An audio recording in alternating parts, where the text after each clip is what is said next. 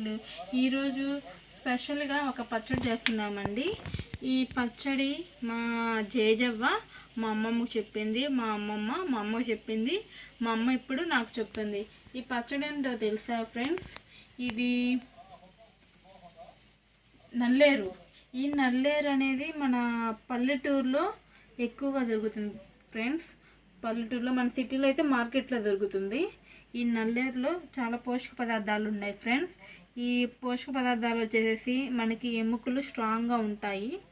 మళ్ళీ మన గొంతు నొప్పి, జలుబు ఏదైనా ఉన్నా కానీ ఈ నల్లేరుని వేగించుకొని తింటారు ఫ్రెండ్స్. చాలా హెల్త్ పరంగా చాలా మంచిది, గుండె జబ్బులు చాలా మంచిది అది.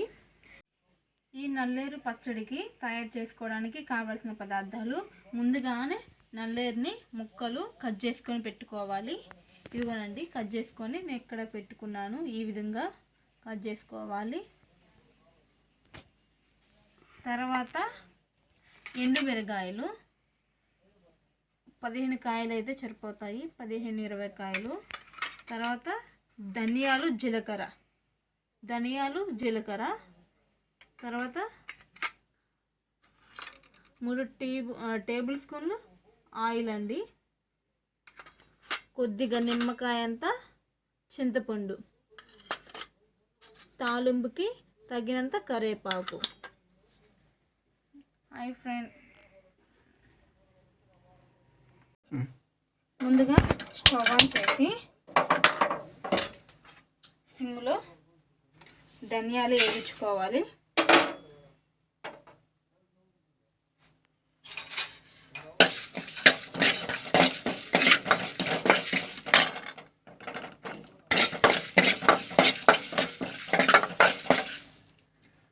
సిమ్లో పెట్టి ధనియాలు వేయించుకోవచ్చు.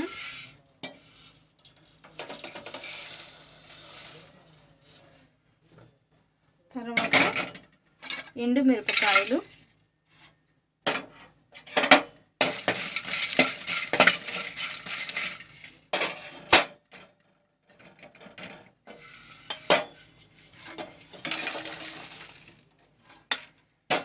తర్వాత 1 టేబుల్ స్పూన్ ఆయిల్,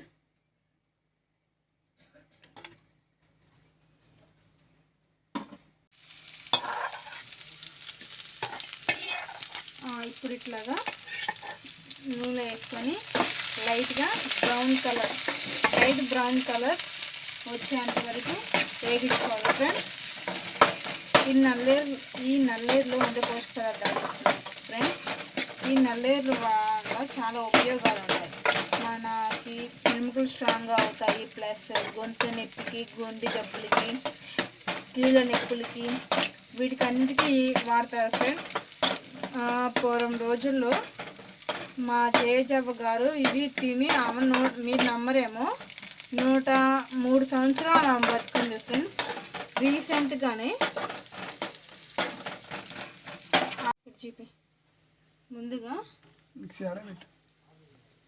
ముందుగా ఎండుమిరగాయలు, జీలకర్ర, ధనియాలు, చింతపండు,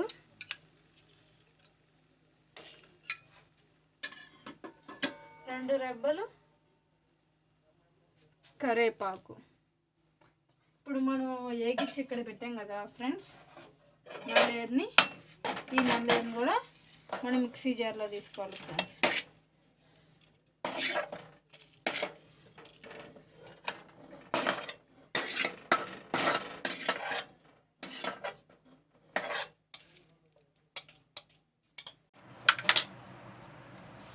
తాలింపు పెట్టుకున్నాం ఫ్రెండ్స్. తాలింపుకి సరిపడంత నూనె,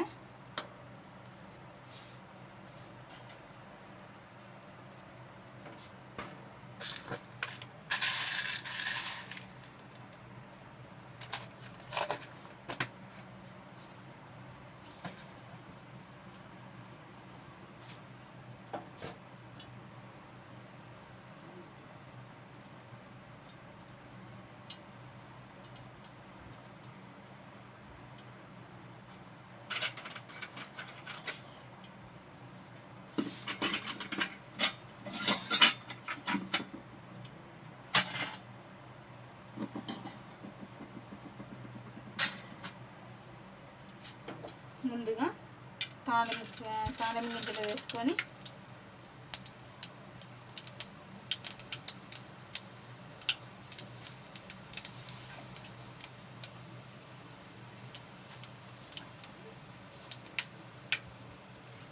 ఒక ఎండుమిరకాయ, కొద్దిగా కరివేపాకు. ఇప్పుడు మనం మిక్సీ జార్ పట్టుకున్నాం కదా ఫ్రెండ్,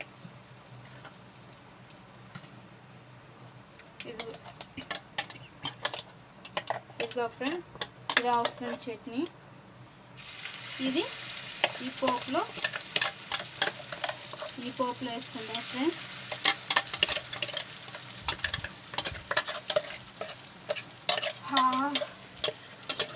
చాలా బాగుంది ఫ్రెండ్స్,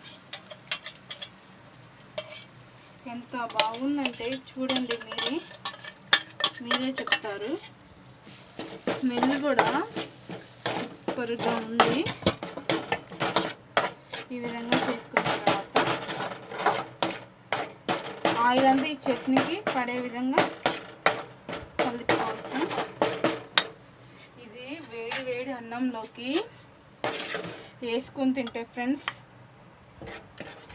ఇంకా నెయ్యి కూడా అవసరం లేదు. నెయ్యి లేకుండా కూడా ఈజీగా కేజీ రైస్ తినేయవచ్చు. ఈ విధంగా మనం ఈ చట్నీ చేసుకుంటాం ఫ్రెండ్స్. ఫైనల్గా ఈ చట్నీ రెడీ అయిపోయింది ఫ్రెండ్స్.